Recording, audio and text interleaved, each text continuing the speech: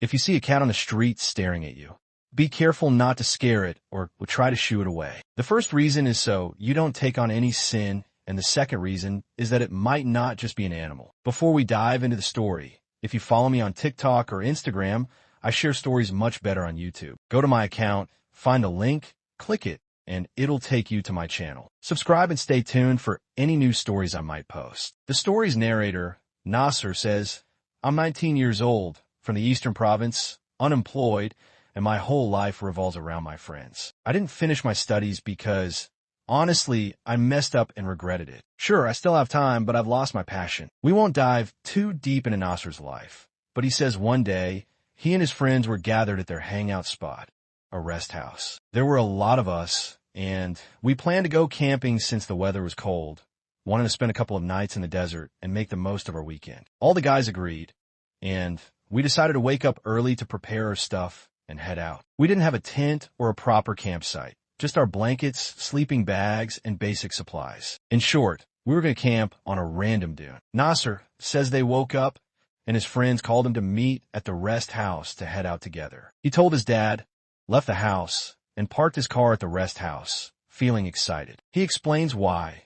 All his friends are studying, and he's the only one without a job, always trying to convince them to hang out, but they're usually busy. This made him feel regret, thinking, all your friends are studying, Nasser, and you're just sitting around with no job or purpose. Anyway, he arrived at the rest house, and they sorted everything out. They waited for the group to be complete, which happened about half an hour later. The group consisted of Nasser, Saad, Abdulaziz, Abdullah, and Faisal. They were riding in Abdullah's car, since it was the only SUV suitable for the desert. Abdullah asked where they wanted to go, and after some discussion, Saad suggested a remote desert spot in Al-Nariya, far from people and crowds, so they could have a peaceful trip. Abdullah agreed, and they loaded their stuff, stopped by a restaurant intending to eat, but Abdulaziz suggested eating at the campsite instead, which they did. They arrived at the desert, looking for the biggest dune to set up camp. Once there, they lost phone signal,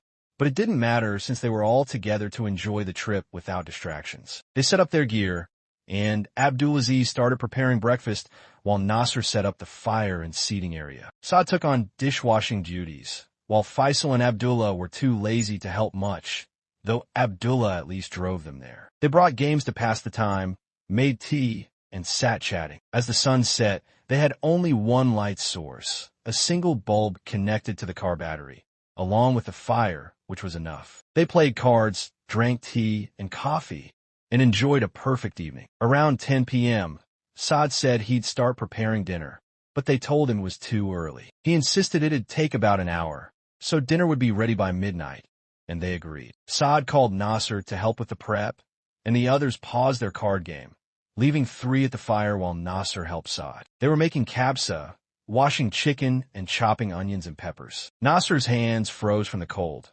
so he ran to the fire to warm up, only to find the group engrossed in Faisal's story about his grandfather, who supposedly interacted with jinn. Faisal said his grandfather had a stick he used to hit jinn if they disturbed him at night. His grandfather lived in a southern village, while the rest of the family was in the Eastern Province, but he refused to leave his old house. According to Faisal, his grandfather ate and drank with jinn, a habit that started when he was young and unknowingly broke a spell tied to a wooden pole near their home. Without reciting protective prayers, his life changed drastically. Faisal recalled visiting his grandfather and hearing children crying and laughing at night, despite being the youngest in the house. His grandfather slept outside with his stick, sometimes hitting or arguing with unseen beings. Faisal's family never sought a sheikh or treatment, because his grandfather got upset if anyone brought it up. The story dragged on, but by 11 p.m., they realized they needed to start cooking since they didn't want to stay up until sunrise. They began preparing the kabsa,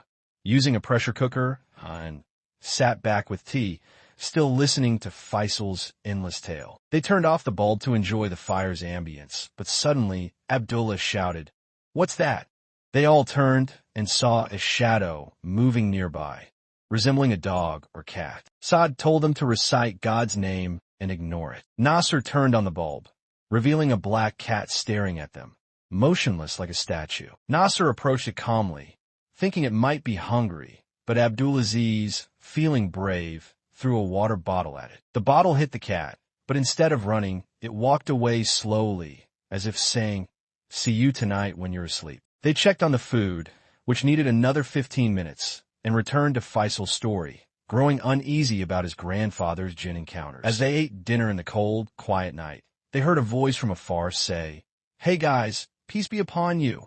They stopped eating and looked around, but no one was there. The voice was clear, and Abdullah replied, "Peace be upon you. Who's this?" No response. Fear set in, and they ate in silence, losing their voices to dread. They planned to stay up, but Faisal's long story had drained them. Each got into their sleeping bag, a portable bed-like tent, to rest. Faisal suggested staying up with fresh tea to keep the mood light, and they agreed, enjoying the tea and Sawad's stories about black magic. Suddenly, the same voice said again, "Peace be upon you guys." No one replied, frozen in fear. Minutes later, it called, "Abdulaziz, peace be upon you." Abdulaziz screamed, "Peace be upon you, who are you?"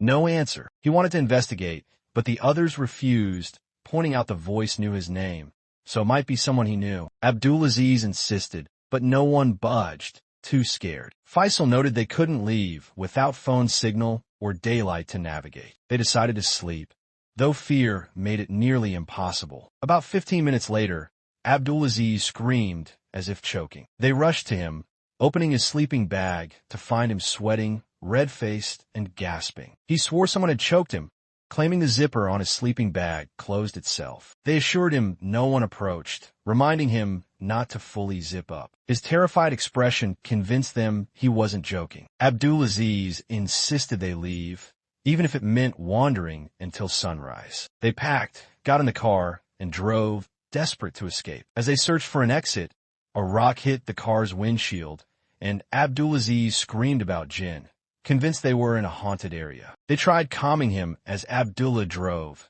playing Quranic recitations. They spotted a small cave-like hole under a dune, and Faisal, the bravest, wanted to check it out. Abdulaziz refused, but Abdullah drove closer. They saw dogs lying near the hole, then noticed many cats and dogs together. The dogs barked and chased the car, as if warning them away. Another rock hit the car, and they sped off, silent with fear. After over an hour of wandering, they found a signal and exited the desert, returning to the rest house. Exhausted, Nasser went home, but Abdulaziz called, saying he saw a black cat staring at him near his house, unmoving even when he honked. Nasser told him to recite prayers and sleep, as he was too tired himself. The next day, the group laughed about the ordeal in their chat, but Abdulaziz didn't respond. Nasser called him repeatedly with no answer, and the group grew worried. They went to his house, where his father said he hadn't seen him since dawn, and his room was empty. They searched everywhere, planning to call the police if they didn't find him in 2 hours. At 8 p.m., Abdulaziz called, saying he'd slept in the rest house's lounge, too scared to enter his house because a garden light cast a shadow on the wall. They laughed about the incident later, and Nasser speculates the cave might house a sorcerer or shaman, with the animals acting as guards. He asked for comments, opinions, likes, and shares to keep posting stories.